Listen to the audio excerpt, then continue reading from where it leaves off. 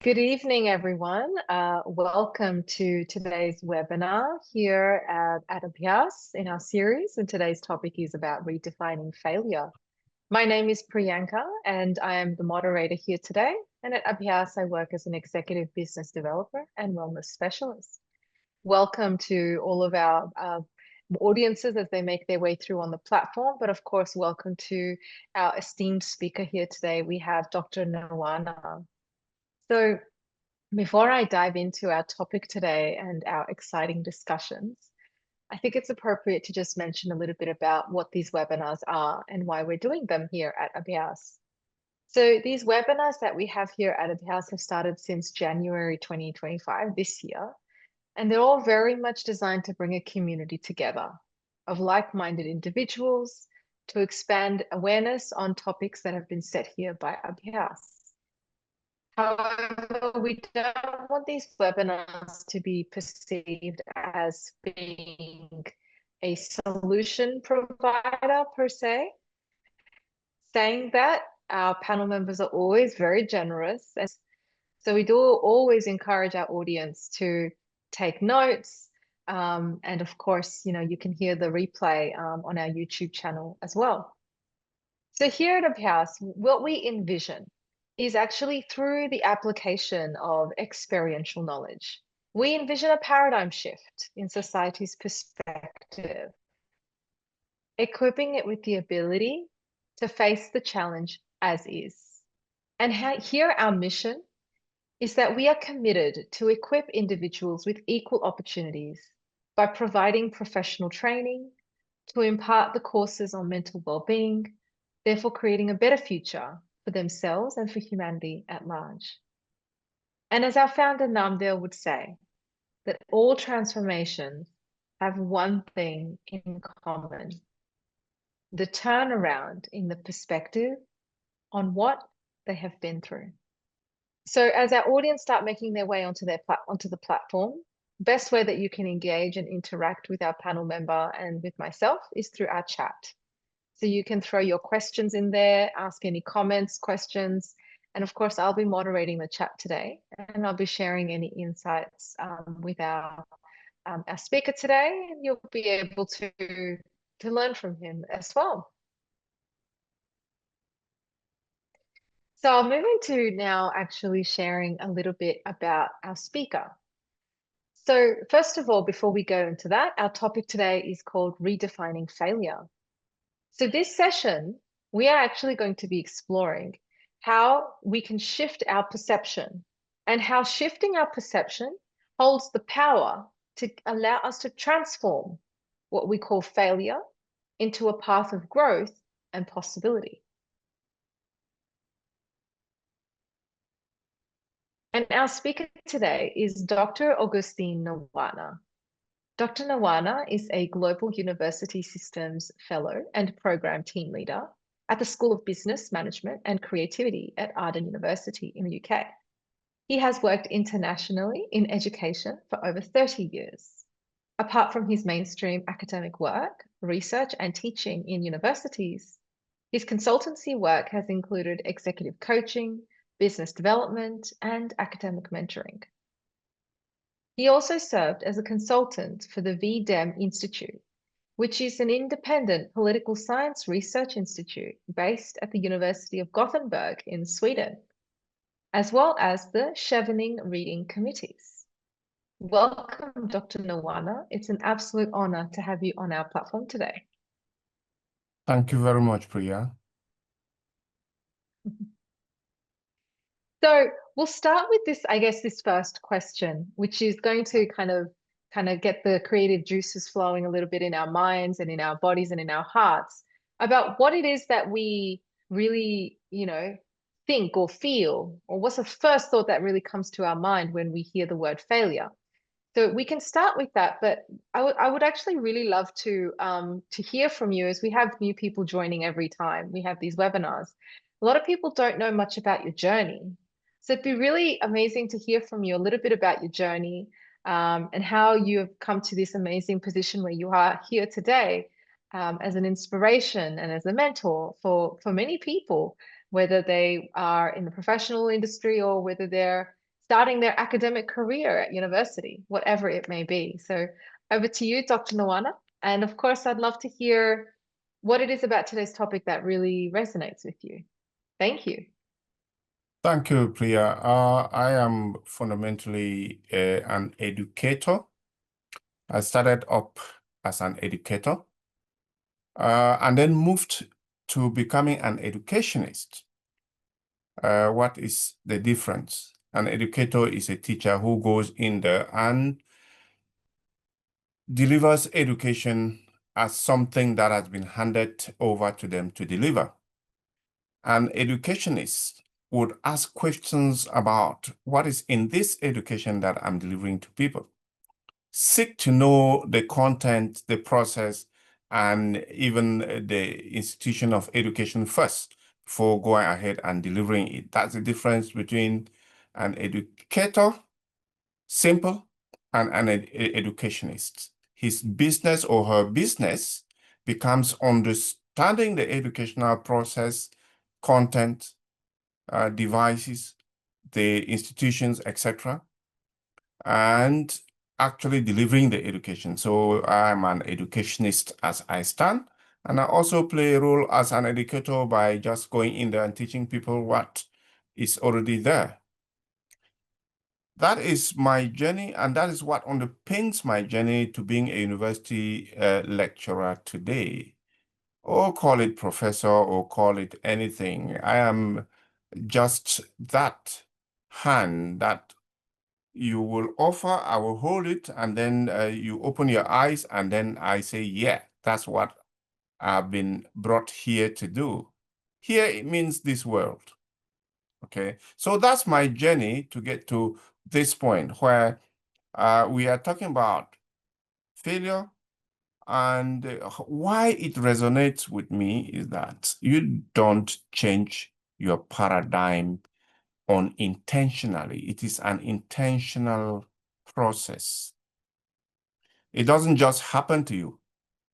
If you want to shift your paradigm, you have to first of all understand how you feel. You need a certain degree of self-awareness, self-reflection, experiential knowledge of, oh, what did I see? What did happen to me? So now that I know, so what? So to me, that is a very important cycle for every active and rational human being to go through. Reflect on what you see. Be intentional about whether you can change something or not. To me, that's a very important place to engage with you in the conversation today. Oh, beautifully said, Dr. Nawana. So I'm just reminding our dear audience who have joined in, the question we were just discussing together with Dr. Nawana was actually about when you hear the word failure, what's the first thought or feeling that comes to your mind? So please do share your responses in the chat. And of course, if you have questions as well, please do keep them coming. There will be about 10 minutes towards the end of the webinar where I will be able to share the questions with Dr. Nawana, and you'll be able to hear his insights on this. Dr. Nawana, I'm very, interested in when you mentioned that you're an educationist and you shared a little bit about what that means. Would you be able to share a little bit about, as an educationist, what role have you been able to play in helping others navigate this path of failure, and how has it been that you've been able to, I guess, act as a catalyst to help them see what role failure really plays in life?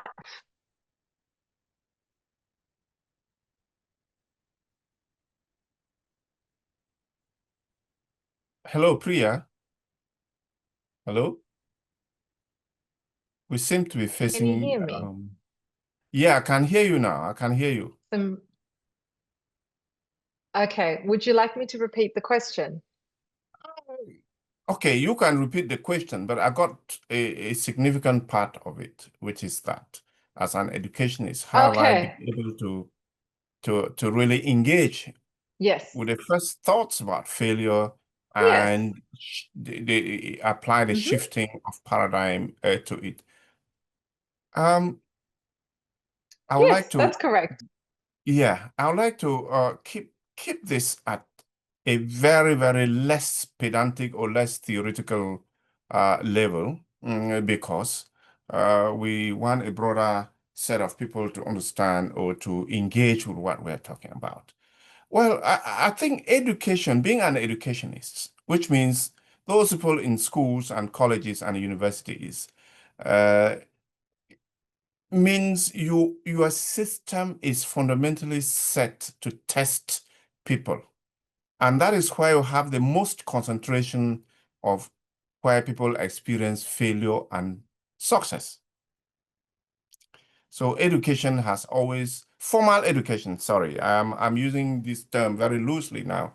Formal education has always been the site for registering quite a number of entries of failure. Let's start with that. Failure at exams, failure at graduating and not getting the jobs you intended to get, uh, failure at being understood or being heard by those you thought that would have heard you first, and so on and so forth. Education has always been blamed for the mindset of failure. Some people experience trauma in failure. I have been involved in one education system whereby people grew from secondary right through. They have been A grade, A grade. A means top, top grade, top grade, top grade. As soon as they hit the higher education classroom, they start experiencing failure, no A grade anymore. And that traumatized them quite a lot. So the first thought about failure, when I engage with those who are facing it as a predicament, is that I understand you, because shifting means you have to understand where you are before you shift. The first thought is that failure is a loss, something you've lost. But I keep it very simple by saying, okay, what if you consider this as a feedback? It's not a loss, but you've just got a feedback on what you have experienced. You've not passed the progression exam.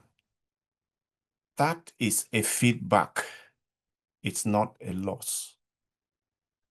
That is because you are going to have another time to try again.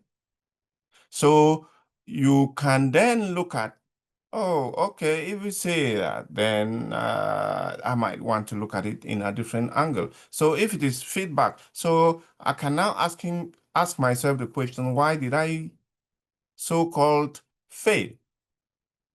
And once you've got that and you start focusing on the why or answers to why, then you suddenly realize that in your second attempt, you are back at the top again. So these are the kind of dynamics, the kind of thought processes that I would try to get students to think along. That if you missed it this time, it's not a loss, but it's feedback. And feedback means you want to go back and ask yourself why. And if you start answering the question why, and you stay focused on answering the question why, you will see a different result, which obviously, after you've seen that result in the second or third attempt, you realize that that failure was very important. And that is a completely different narrative now, from looking at it as a loss to looking at it as feedback. I think we'll leave it at that for the moment. Absolutely, Dr. Nawana, that's so powerful. Seeing failure as feedback rather than seeing failure as loss. And it really illustrates that it is about what can you learn from that. And if you see it as a loss, you automatically focus on it's gone, it's no longer with me right now. And that's where the sadness comes in, sometimes guilt, sometimes anger. These elements come in because we're so attached to something that didn't happen the way we wanted. But as soon as you say feedback, it's an opportunity for us to go within and be like, well, what is it can I learn from this situation? So you're absolutely right. A very, very powerful point there. Um, and so on this topic of, I guess, now we are kind of transitioning towards this element of shifting our perspective from looking at failure as it's a loss to looking at it as feedback. What do you believe would be the role of values? What do you think that role plays in us being able to keep moving forward and really turning things around for ourselves and putting us back on top, like you said? Thanks. Thank you, Priya. Thank you. Values, values, values. Um, when we reflect as we go into this theme, values are something that you hold very personal and really very, very internal to your being. That is how I would interpret values to be. Upon going through life for all the years, what is it that I hold very strong within me that kind of becomes a filter to the things that happen to me? To me, that the inner values, the inner strength, the inner core thing that we will describe as values to us. So within those values, you want to say that, okay, this failure has come. When I put it through that system of values that I've got, what do I get? Again, we'll come back to the to the theme of it's probably not the end of the world, right? When we say not being the end of the world, it doesn't mean you are making the particular scenario or instance of failure less important than it is. You are not making it to look like a trifling matter. You are not oversimplifying it. But what you are actually saying is that it comes in a form of certain manifestations. For instance, now that I've failed, I'm a bit confused. Now that I'm failed, I'm doubting my capability. Now that I'm failed, I'm really uncertain. Things of being uncertain, doubting yourself, being what sometimes we call self-efficacy. What is it that I'm capable or incapable of doing, and so on. That is the hallmark of innovation. And I think probably I'm bringing this too early in the discussion, but that is the hallmark of innovation.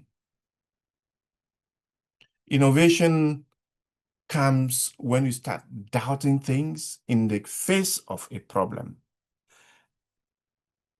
When you start being uncertain about the data that you are seeing. Sorry, I won't use research language. Being in doubt about the given, what you are perceiving in front of you. When you are in doubt, what happens? As a natural being, you test. And when you test and find new angles around which this uncertainty was coming, then that is discovery. So it is on the basis of that I would say that the doubts, the confusion and lack of certainty on stumbling on a particular challenge will constitute the hallmark of innovation. You start because you already have that value of filtering things, you have filtered, and now that failure becomes a jewel that you have just acquired. It has led you to this. We have so many examples of mainstream innovations that we can mention. Okay, when I use that in my classroom, I talk aside the example of Dyson, Mr. Dyson. Sorry, he's probably listening, or he might listen at some point, and either challenge us or say that we have misrepresented it. His discovery of Hoovers, Hoovers, this thing we clean the floors with. Vacuum cleaner, in a sense, was a major breakthrough in that the system he created started making the whole industry look at vacuum cleaning in a completely different sense. So the question is, do you think some sort of spirit came and gave him this particular approach? He thought about failures of his own vacuuming process, and then he started examining why this is happening like this. And then, as well, I know that he's an engineer, but he started from failure of things. And then, you know how many initial prototypes before going to the market he did? He was in dozens. Make this one, it is a total failure, scrap it, or maybe just keep a copy of it for reference purposes. Start a new one. No, it doesn't work. Another one. No, it doesn't work. Another one. No, it doesn't work. For some of you listening to me here who try to create things, that is the process. That iterative process of it doesn't work, I try again. It doesn't work, I try again. It doesn't work. It's not waste of time. Somebody so many years ago called Dale Carnegie said, when you are attempting things that are filtered towards that inner strength, the more you try, the nearer you are to your success. So it is on the basis of that we think that inner value of filtering through failure is very, very important, and it is the same driver that will lead you to innovation. It's the hallmark of innovation. Oh, that's amazing. I really, definitely agree with the fact that the more times we try, the closer we get to our successes. Yes. And the example was really powerful, what you've used here. I think what's really interesting as well, I guess, is when we talk about, like you mentioned a little while ago, that we have a real opportunity that when we are experiencing what we see is as failures, but they're feedback, when we experience those elements in our lives, in our journey, it is a process to take us in the direction of innovation.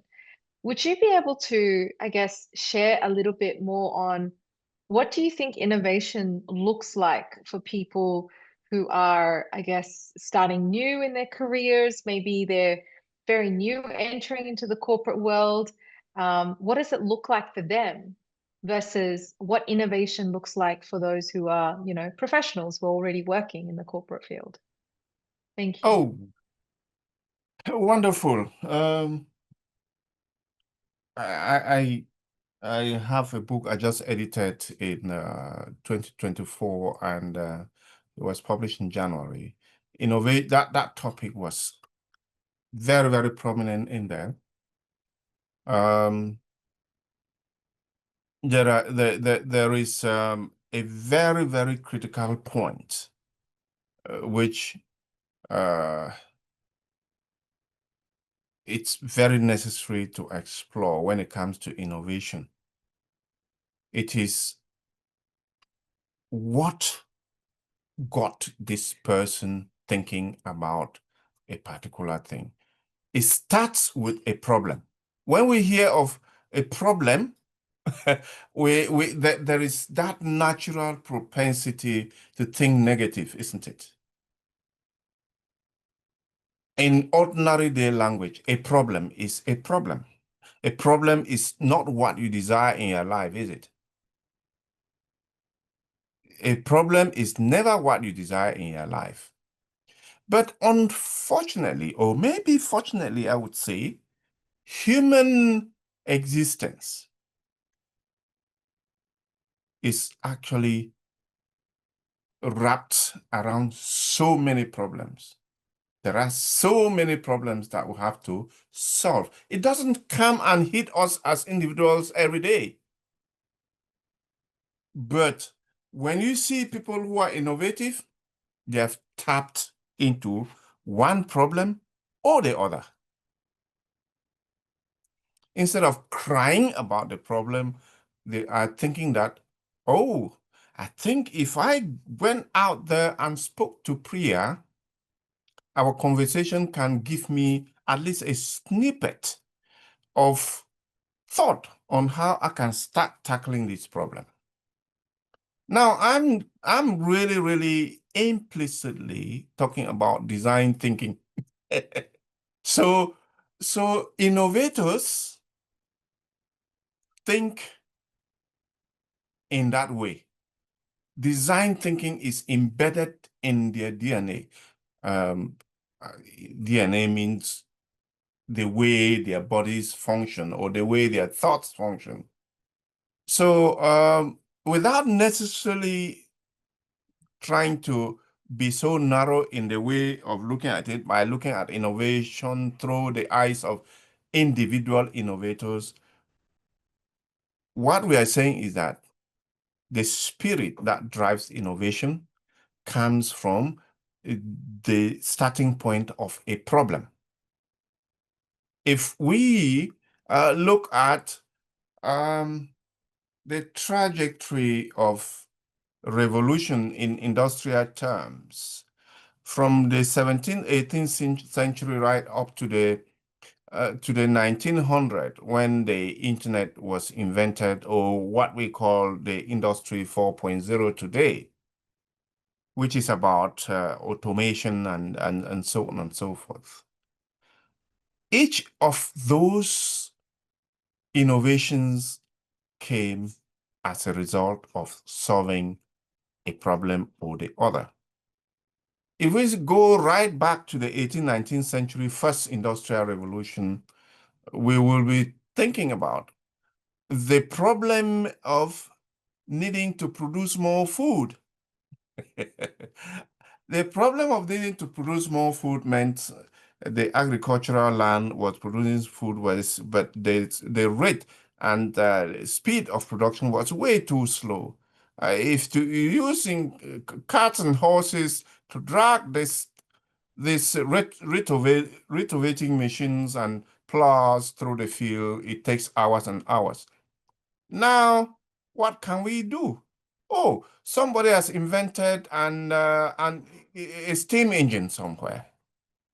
What if we use the energy of those steam engines to drag these things through the field faster and faster and faster? What is going to happen? More food, faster, reaching more people, and cheaper.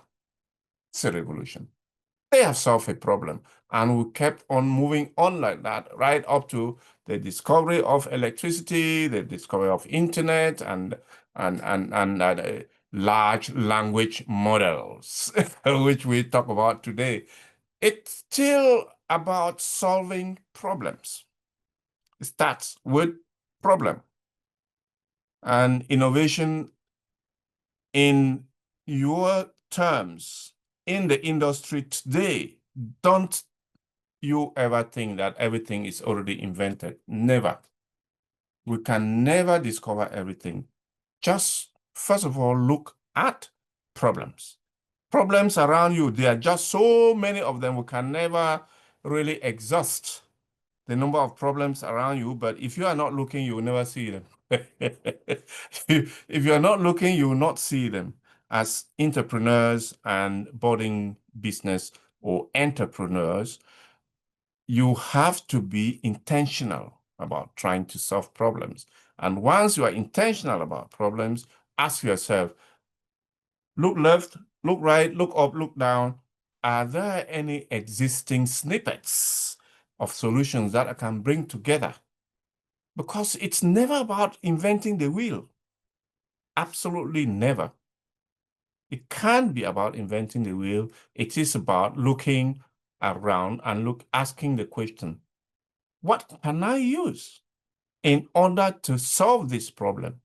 It is what you use to solve the problem, which is, again, I'm talking about design thinking, that matters. And just a little bit of this mindset of thinking, you'll be very surprised what innovations you come up with. You not even really imagine yourself being at the forefront of something that is going to reach out to the world, big ones. I'm saying this quite simply because I've read and studied samples of those who have hundreds and hundreds of people who have innovated, and that is their journey. And it is also on that same basis that I've understood my own reading of the first, second, third, fourth generation industrial revolution. And now we are looking at the fifth generation industrial revolution in the face right now as we are talking. And it is all about problems.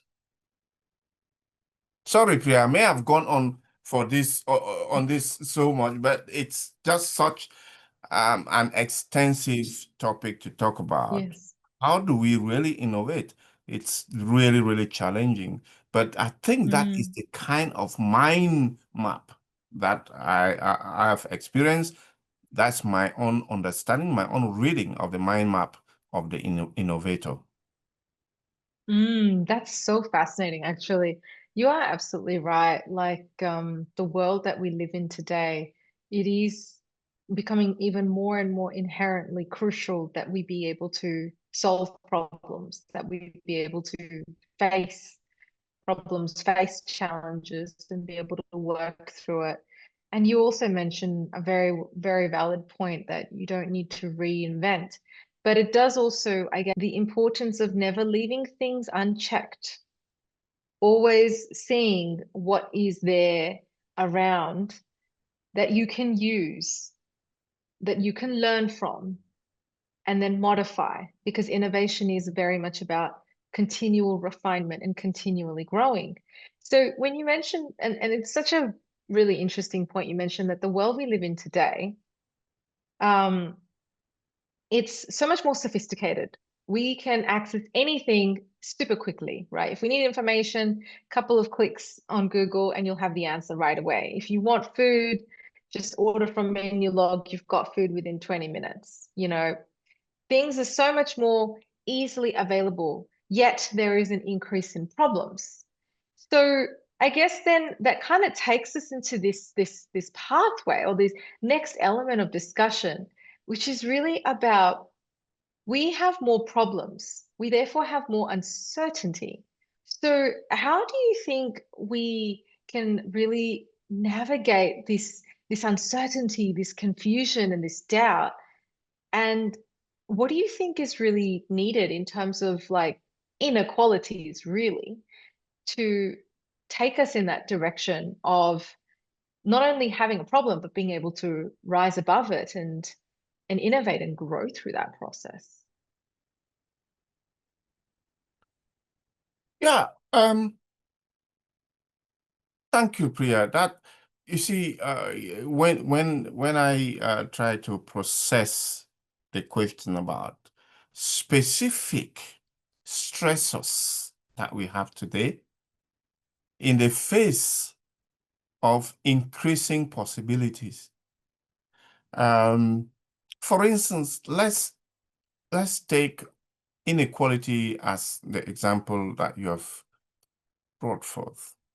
Inequality is a specific stressor, something that makes you angry, that to use a very extreme term there, anger. I'm really angry about the injustices. Why is it that the top 1% or top 2% of the world owns 80% of the world's resources? Is that not too much? Is that not really disproportionate and so on? That in itself, my remark might seem as if I'm saying that because perhaps I'm in that privileged position. Trust me, I'm not one of the 2%. I am not. But it's also a function. It's a function of our mindset,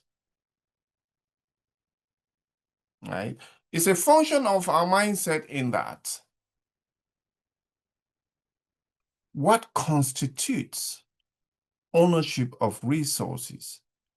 If I go into a virtual database and it's written there that Terford's my first name, Ngwana, equal to 156 billion, random number, sorry, random numbers, $156 billion under my name, maybe in stocks, maybe in a bank account, and then come back and sit and have a conversation with the man, he is still the same person. There isn't any more humanity in him than it exists with anyone else. Then you begin to wonder, okay, where is the connection between you and that number that we saw on a website or in something? Or some material thing that is standing outside there. Maybe a car, maybe a yacht, maybe a ship, maybe a private jet. When you are out of that private jet, you are still the same person. You may wear bright clothing, but strip away the bright clothing, it is still the same human. I'm getting to my point. I'm gradually getting to my point. Go to the typical rural area where I think I would take where I was born, for instance, where there are just about less than 10,000 people in that particular community. Nobody is unemployed, absolutely zero. Okay, everybody have their own small tract of land. They get their food from there. They come home, they eat. They don't eat all, they can't eat all. They sell some for people who come from other places and back home. Would you consider that person poor? Absolutely not. If you bring a private jet and give to one of them, are they going to accept it? I don't think so. It's just a noisy thing. It just doesn't matter. Self-sufficiency, sustainability does not require much. And the quicker we start thinking that way, which is also a shift in mentality, the quicker we are going to lower the threshold of the stressors of inequality. Have I touched my point? It would also trigger a certain degree of action for those who are driving the acquisition part of it. Here we are okay, we are doing right.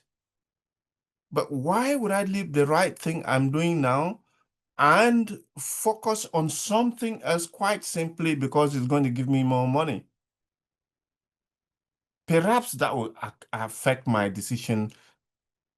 Is life sustainable at this stage? If the answer is yes, yeah, just leave everything else to be where they are.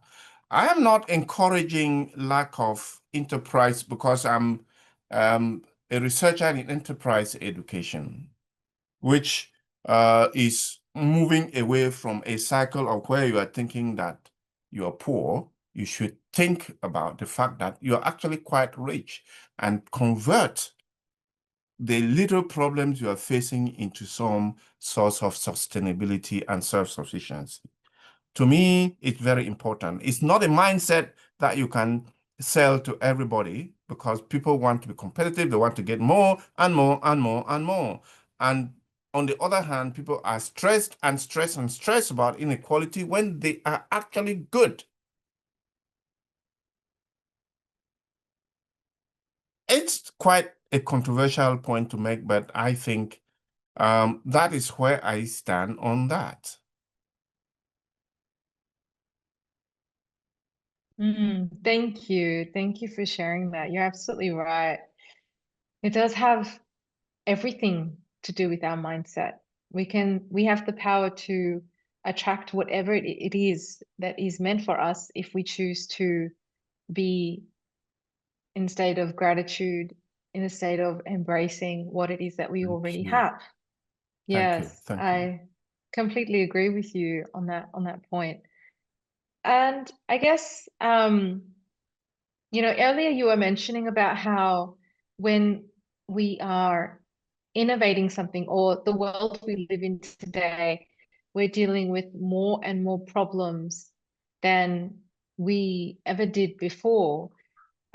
Would you be able to maybe elaborate a little bit more on how it is that our mindsets can actually, or perhaps it's beyond mindset, maybe there's more elements that you believe need to be in place. But what is it really that can take us into a state of renewed clarity and progress in this world we live in today, given that we are facing a multitude of problems than what we ever did in society? Well, thank you, Priya. That is really, really a large question. I say large question because our forum here has a lot of dimensions to it, and global problems of nowadays and what we might want to, from our microscopic standpoint here, say about those larger problems. For instance, geopolitical problems, economic problems, energy transition, a lot of human disease and instability here and there and conflict there and so on. Those are the kind of large problems that we are looking at. Um, I have capitalized on the concept of globalization. That is my first admission, okay? Because I'm a global citizen. I keep talking about where I come from, but I've been everywhere. I am a very simple African that was born in a very rural area, went to university as the first person in my family. But where am I now? For scores of years, I've been living in the West, but still being, you know, considering myself an African.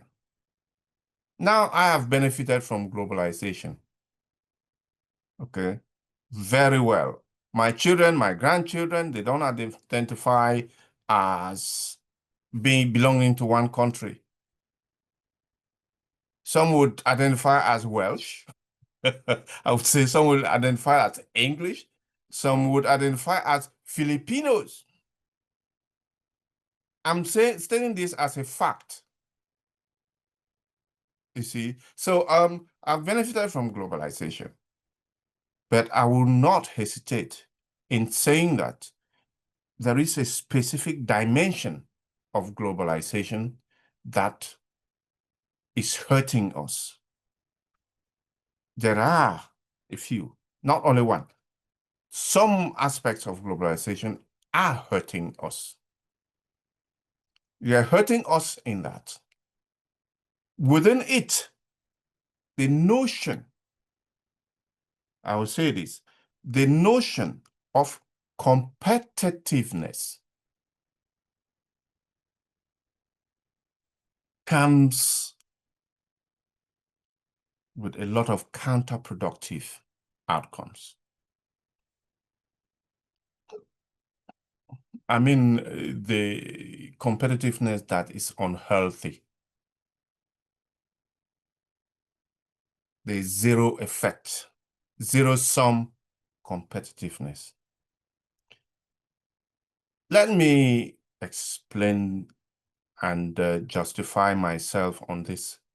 The zero-sum competitiveness simply means, putting it simple, is that if I'm competing over something which Priya is also competing on, Priya must go down before I go ahead. That is a zero-sum notion of competitiveness. It is existing it is so embedded in certain processes in globalization that is what is really hurting us. If we take that to a side and refine it a little bit more, you will see that, and this is my own crystal ball. I'm not just saying this. That is my own gut feeling. If we refine the concept of competitiveness and remove that zero-sum element in it, some of those large problems that we've talked about, you will start seeing them subsiding. And I've met this statement, and that's my own crystal ball. I've not taken it from anybody. If we refine our concept of competitiveness by removing the zero-sum element, you're a great person where you are. I can be great without you going down. That is what I mean by the zero-sum. And removing that zero-sum, we will find that some of the large problems will not be there. They will just disappear overnight, or they will progressively reduce as we move on, both as humans at the microscopic community level and also at the global level. Don't tell me to take it into geopolitics. Don't tell me to take it into economics. Don't tell me to take it in the realm of our personal relationships. It's going to be too long for us for tonight. No, that's okay. Look, I mean, I think it's really powerful what you're saying here, that it's if we can change the way we see competitiveness, Yes. instead of being a zero-sum game, but really being an opportunity to, as you mentioned, like being a global citizen. I see myself like that as well, actually. I Good. am Indian born, but I've been very blessed. I've lived in 5 different countries in the span of my life, Mauritius included. And so absolutely, I fully agree. If we can really not see competitiveness in the sense of someone has to go down in order for me to succeed or for anyone to succeed, then a lot of the unnecessary problems will fade away. So I guess, we have 10 minutes. I just want to remind again, if anyone has any questions, please share them in the chat. It would be really good opportunity here for you to ask Dr.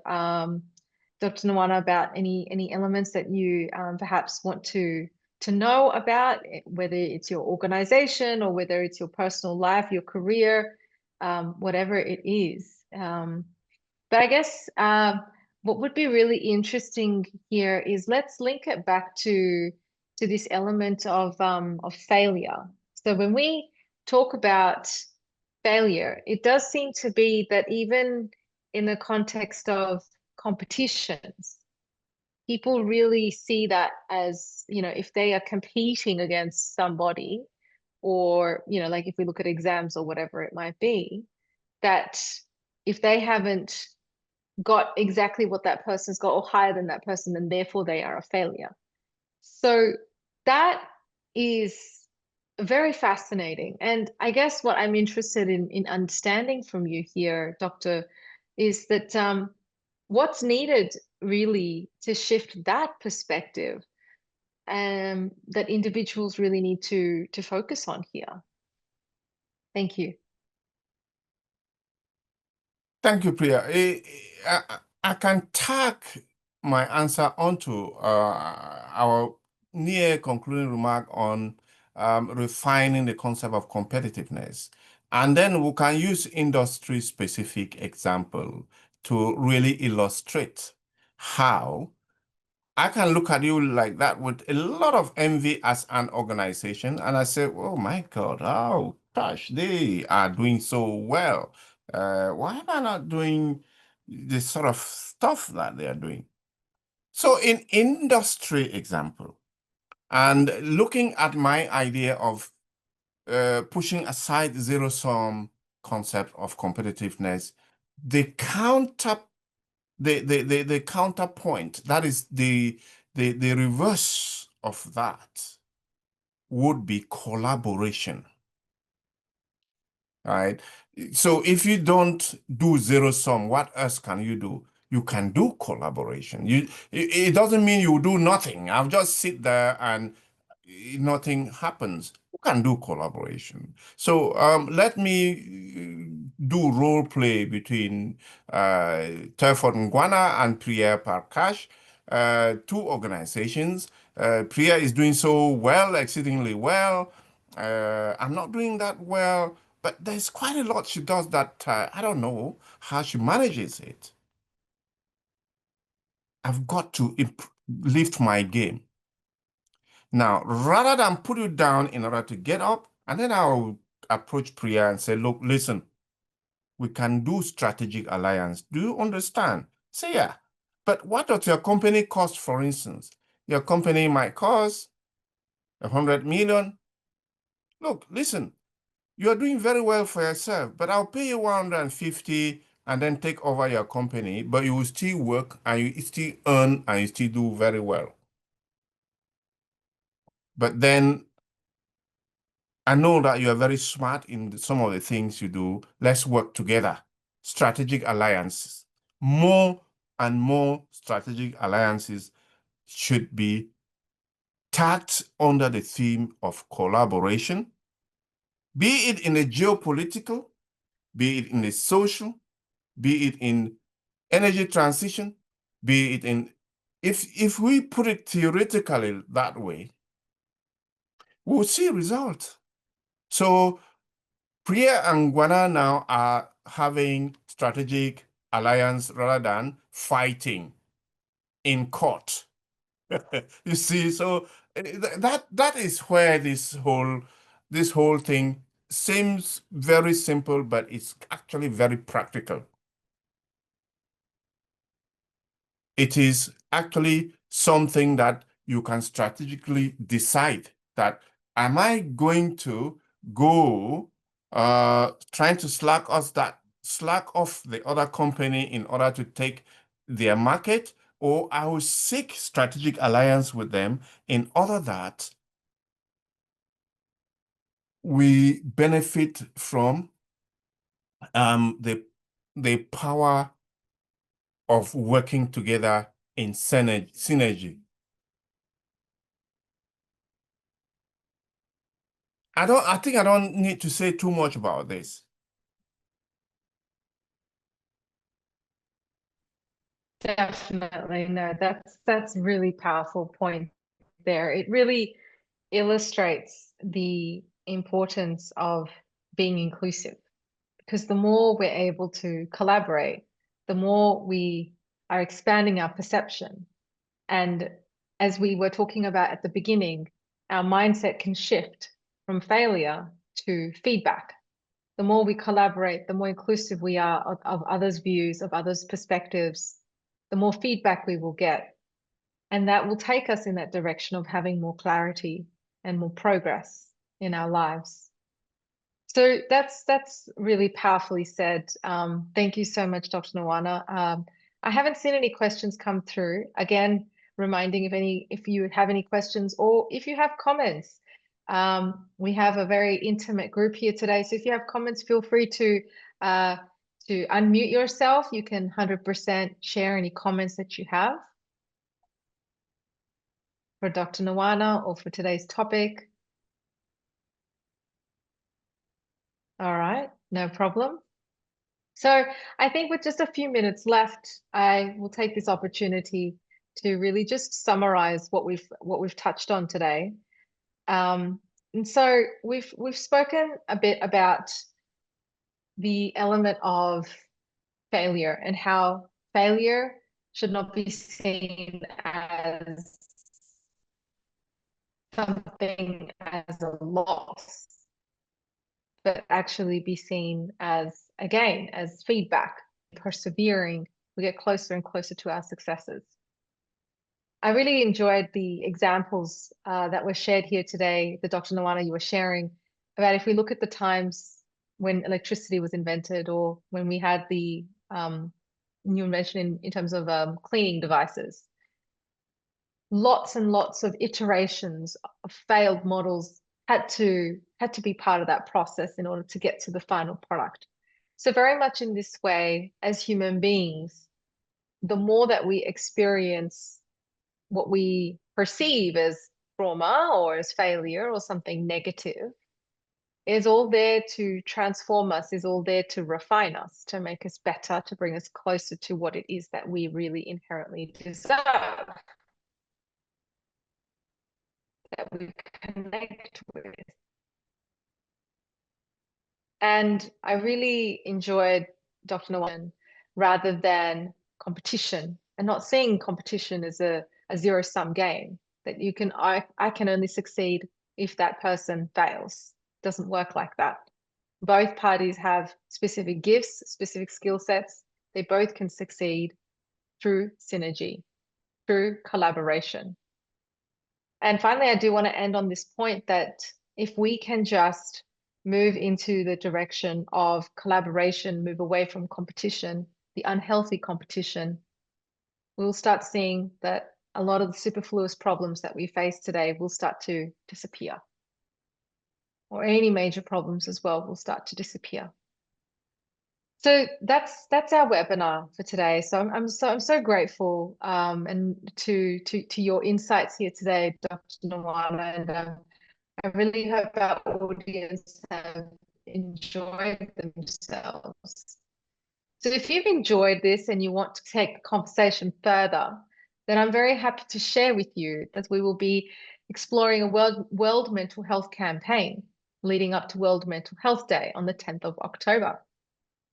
We also have another major event coming up on the 25th of October, which is all going to look at the realm of mental well-being for all. Every individual has an opportunity to understand that their mental health and their well-being can be improved, can be refined, can be supported, can be nurtured. But it begins all with the root. It all begins with us, with ourselves. So this is who we are at Abhyas, the Institute of Universal Awareness. We are very much passionate about working as a research hub for mental health and well-being. We focus on physiological, psychological, emotional, and social factors that contribute to individuals' overall mental health. We look at all aspects about looking at your lifestyle choices, your work environments, your social conditions. And this is why we have these webinars as well, where we have different topics, because every topic will have a different angle of exploration that is worth reflecting on. And so I'm very excited to share that our next topic is coming up next week, and this will be on self-cohesion for leadership in the workplace. So it is all about understanding what we mean by self-cohesion, what it means to be in cohesion with oneself, to be an effective leader. So stay tuned for that webinar. It's at a special time because we have an international internationally renowned author coming on this platform. So it's at 4:30 p.m. Mauritius time.